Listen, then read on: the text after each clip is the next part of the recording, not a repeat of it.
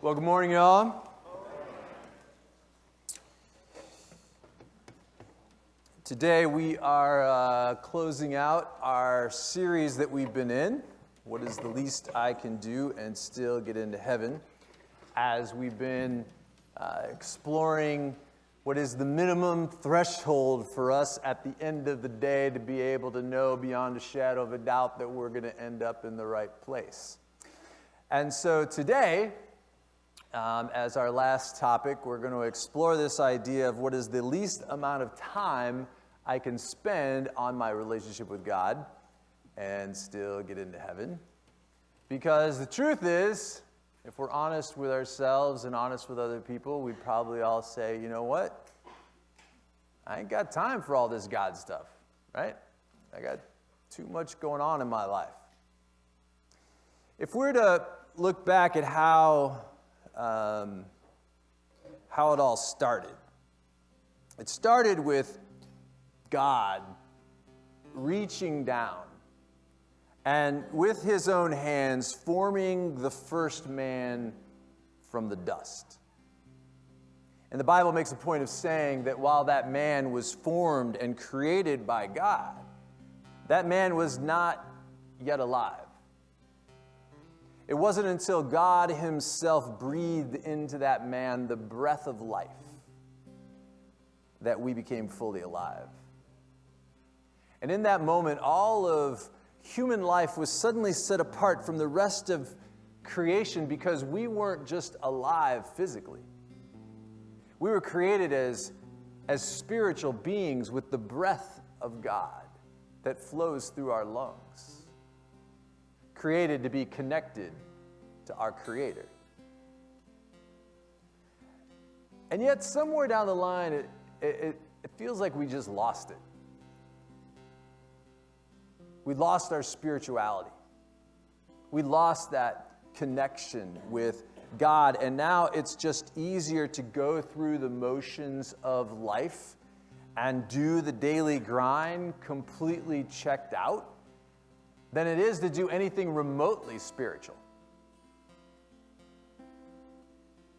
And I think deep down, if we're honest with ourselves, that spirituality, it scares us. Because it threatens the way that we live our lives. I think we intuitively know that if we're going to really be fully in as spiritual beings, that we have to make a lot of changes, a lot of sacrifices. And so we keep our spirituality safely tucked away in the corner of our lives until it becomes a distant memory, and after a while, it feels like it's not even there anymore. But every now and then, something happens.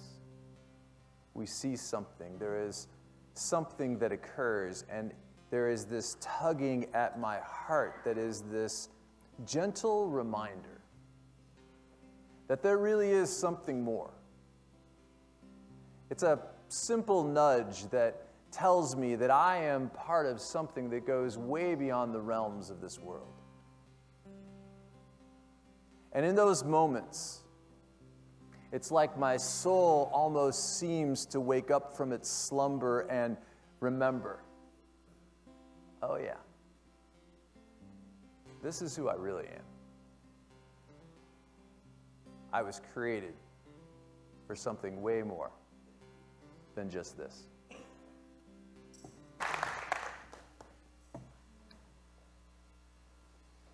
I would contend that the number one reason why our spirituality does not feel comfortable for us is that we made an unconscious decision early on in our lives to live counter to the way that we were created to live.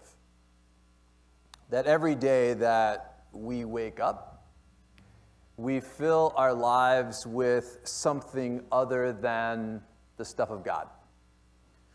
We fill our days with the stuff of work with the stuff of kids, with the stuff of errands, with the stuff of pure nothingness. But whatever it is, it's nothing that even remotely resembles anything spiritual. And so our soul lies in the background and begins its hibernation. How then do we live differently? How do we change the purpose of our life from just blindly walking through the daily grind, day in and day out, to walking in God daily, where there is this everyday understanding and comfort with the fact that I am a spiritual person, that this is who I was created to be. I believe that it's living for God in such a way that there is this passion that permeates every aspect of our life, and it's more than just going through the motions of doing religion. This is about pouring our whole being into something where we live with our soul fully awake every day. We talked about this a few weeks ago, that the vision statement here at Westridge is designed to reflect the fact that we are committed to bringing people through a spiritual continuum, that we want to help people grow stronger in their faith and deeper in their relationship with God, and we break it down into three movements. We call it the 3 E's. And so we say that Westridge exists to help people encounter, embrace, and embody the radical love of God. And we say it's a continuum because the Bible teaches that we never stop growing ever. And so we use these 3 movements as a way to kind of oversimplify and describe how it is that we grow deeper in our faith in God. And so over the last few weeks, we've already talked about the first 2 E's. And so this morning, I just want to focus in on that last one. And it's that word embody. That we are embodying the radical love of God. That we are so connected to who we are, of who we were created to be, that we are really embodying the person that we were created to be. This is where we can say that my relationship with Jesus is the most important thing in my life, and it drives everything I do. Look at that statement for a moment. Just reflect on that. My relationship with Jesus is the most important thing in my life, and it drives everything I do. How many of us can say that that's true? How many of us can say that every decision that we make, the way that I prioritize my schedule, the way that I prioritize my life, is reflected in this statement? I would guess not for most of us.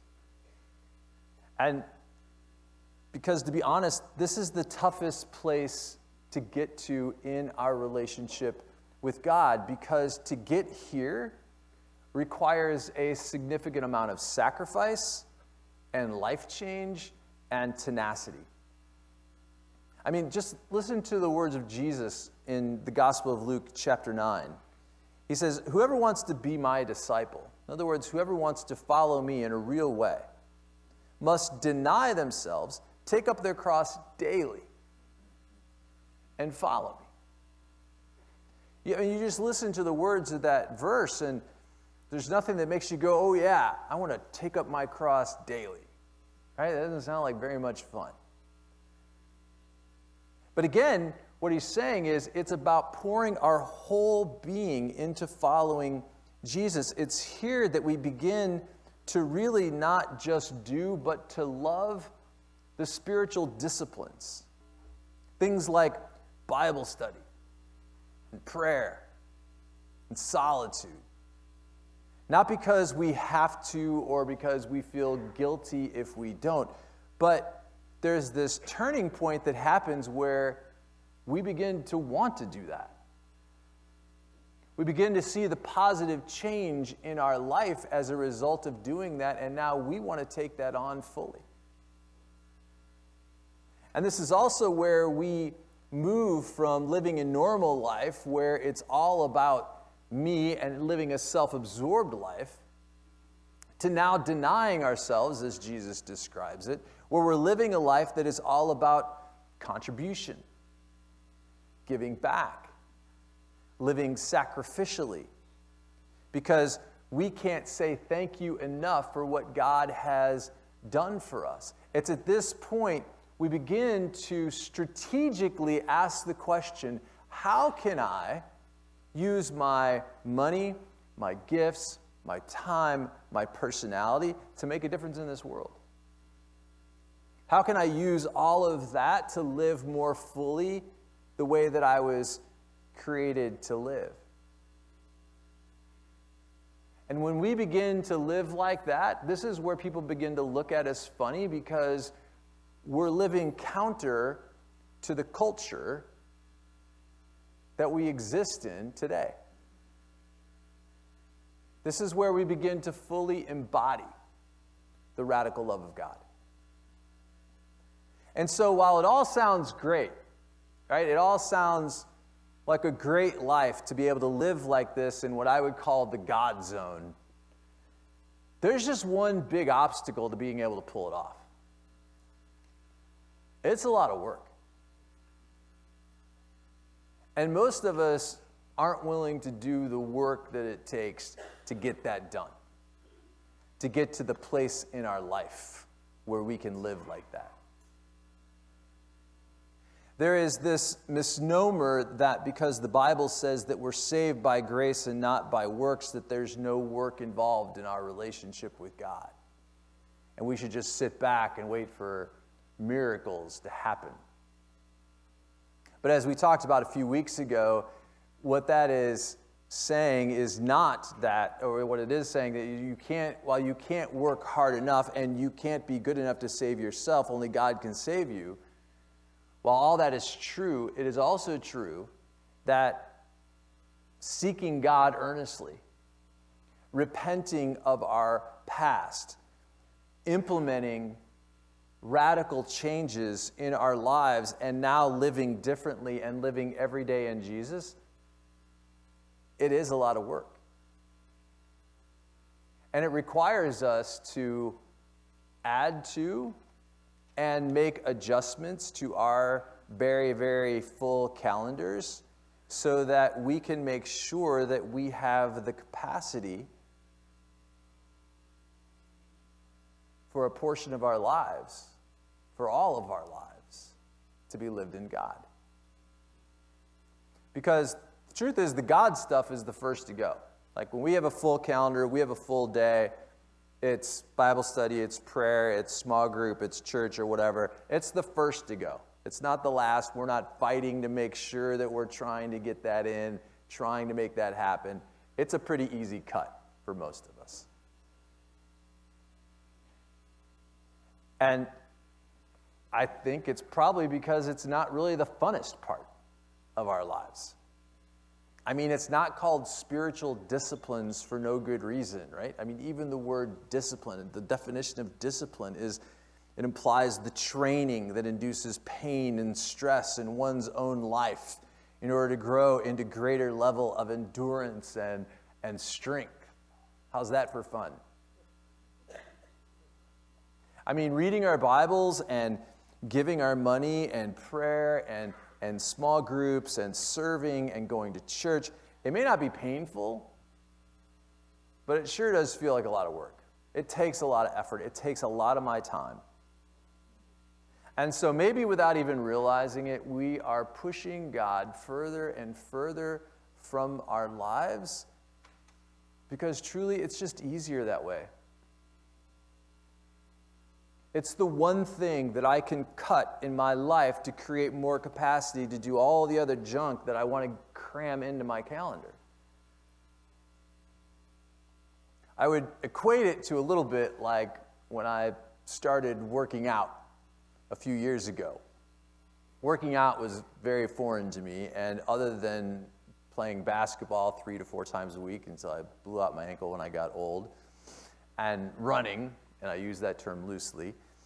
I never really worked out in my life. And so when I entered this pretty intense fitness class, it was a whole lot of work for me. I mean, a whole lot of work for me. And it's all about strength and balance and speed and agility, and I ain't got none of that. I am way more of like a Clydesdale than I am a Mustang, if you know what I'm saying. So it was this huge commitment, and it took a lot of discipline every day when I first started doing it, because it was absolutely no fun. Every time I did it, I felt like I was either going to puke or die. And it was very uncomfortable. But I made the commitment to just keep pushing through it until there was like this switch. And now it's become a very big part of my life.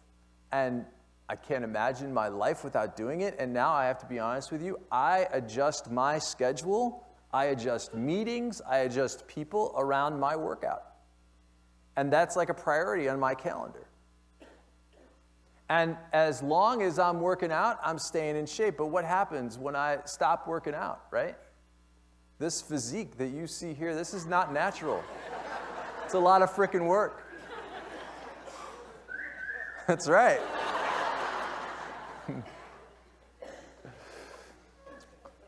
But yet, somehow we think that, when it comes to faith, like that we don't have to work for that thing. Like it's somehow supposed to just kind of hit us over the head, and it just naturally happens. If we're not disciplined in doing the work of our relationship with God, we're not going to stay close to God. It's not going to happen. Our soul will begin to slip away into its slumber once again, and that spiritual side of our life just won't even exist. And so in the same way that I adjust my calendar to take care of my workouts, I have to adjust my calendar to make sure that I create space in my days, in my weeks, for the stuff of God. And if I don't, it's not going to happen. If it's not on my calendar, it ain't going to happen. God asks us to create space for Him in our lives, not just for some willy-nilly thing, but so that He can fill our lives with the stuff that has more value. And I would contend that the emptying out part of our life is the hardest part of the Christian life. I mean, we have jammed up our lives with so much junk that we're almost addicted to it. Like we're addicted to that crazy, hectic schedule, and there is no capacity in our lives for God. You can't even see any daylight in that thing. And the letting go of all the junk that we pursue that has no meaning, that is the painful process of ridding ourselves of all the desires of the wrong stuff of this world, reprioritizing our lives so that we can create more capacity for the right stuff and be filled up with a passion for God. I love the way the Apostle Paul puts it in Hebrews chapter 12. He said, let us throw off everything, not just like a few things. Let us throw off everything that hinders and the sin that so easily entangles, and let us run with perseverance the race that is marked out for us. He gets the work part of this thing. Fixing our eyes on Jesus, the pioneer and perfecter of faith. I mean, for some of us, that's exactly where we're at, right? We're standing at a crossroads. And before we can take our faith to the next level, there are things that exist in our lives that we got to throw off. There are things in our life that are an obstacle to us growing in our relationship with Jesus, and we have to figure out how to get rid of them. To throw off whatever it is that is holding us back from our relationship with God. And only you know what that looks like for you. Today we're having baptisms. I love Baptism Sunday because it's a group of people who really get it, who understand that they They just want to take their faith to the next level. And the act of baptism is really identifying with Jesus. When we make that decision to step into that water, it's like we are making a decision to kill off our old self, to kill off the way of life that we once lived. And when we go down in that water, it's like we are burying all that stuff that entangles us, all of the sin, all the junk, and it just stays there. It gets buried there in that water. And when we rise up out of that water, it symbolizes the fact that we are connected with Jesus and his resurrection, that we are committing to this new life, and I'm beginning this new life where every day I'm going to now live in Jesus. The problem is, tomorrow morning, there's not going to be anything different than last Monday morning or the Monday morning before that. Right? And so now the challenge exists. While I may have good intentions at the start of each day, while I may have a strong desire to live out my faith in such a way that Jesus is always present in my life, all the stuff that the world uses to lure me away every day to the point that at the end of each day I have to ask myself, was God present in my day today? Or did I push him aside again? What was it that was so important? Where was I so easily distracted that it kept me from making Jesus a priority again today? And I have to tell you that for me, it just frustrates me to no end because, again, the God stuff is the easy cut. I mean, let's face it, all of us are working harder and longer, and we're taking on more and more responsibility, and as a result, our calendars are getting more and more filled up, and the distractions of this life carry us further and further away from being able to keep our eyes fixed on Jesus.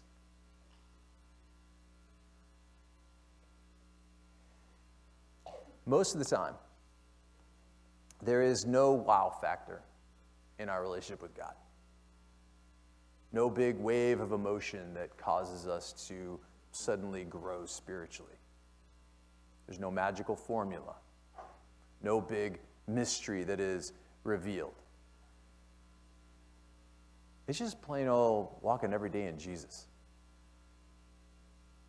90% of the Christian faith is just filling our lives up day in and day out with the right stuff. It's just showing up in church every Sunday and making it a priority. Because we need that weekly reconnection.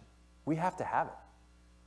It's about just showing up in the worship time, and whether you sing or you don't, but just quietly connecting there as you stand there in God. It's about showing up in the offering time where we're giving in a meaningful way that it causes us to grow in our faith. It's about showing up at community group or in your ministry area where we're serving every week. Keeping our eyes on Jesus is about showing up every day in our Bibles and reading and prayer to keep that connection with God. The biggest part of the Christian life is the emptying out part. The emptying of ourselves of all of the stuff that we fill our lives up with so that we can begin to create capacity for God. And we have to make sacrifices, and we have to make changes. We have to take it on and really be intentional. And then, after we begin to do it, we have to be tenacious to keep it in place moving forward. It's about creating a lifestyle that we take on that keeps us filled up and connected with the presence of God every day, and it helps us to remember who we really are. Spiritual beings created for something So much more than just this world. I face this in my own life, and I'm not going to pretend to be something or not, because the spiritual disciplines, that's not something that comes naturally for me. And I am the worst at filling every minute of every day in my calendar. In fact, I will not only make a conference call at 3:30, I will make a conference call at 3:42 if I can fit it in. And I have to constantly scrape and struggle just to keep my own connection with God strong. I have to work to keep all the junk of my life out so that I can let all of the God stuff in. And believe it or not, the competition of stuff that wants to be the main thing in every single one of our lives is really overwhelming. And it really is a competition to be first in our lives. But out of all the stuff that this world has to offer, out of all the stuff we could fill our lives with, God makes it very clear. He wants to be the first priority, not the first cut. Look, I don't have a secret for keeping your connection with God. Best I can figure, it's a constant, daily process of scraping and struggling and emptying ourselves out of all the junk of this world and filling our hearts up with Jesus any way we can find. But just to cut to the chase this morning, what if we flip this whole conversation around? What if instead of asking ourselves, what is the least I can do and still get into heaven? What if we look in the here and now and we say, what can I do to live the life that I was created to live? What can I implement to live this beautiful, abundant life that Jesus promises? How can I max this God thing out to the fullest right now? If you knew your time on earth was limited, if you knew you were going to die tonight, what do you know that God would want you to get rid of in your life? What is it that's holding you back from your relationship with God that you need to throw off? What would you fill your life with? And how would you live differently?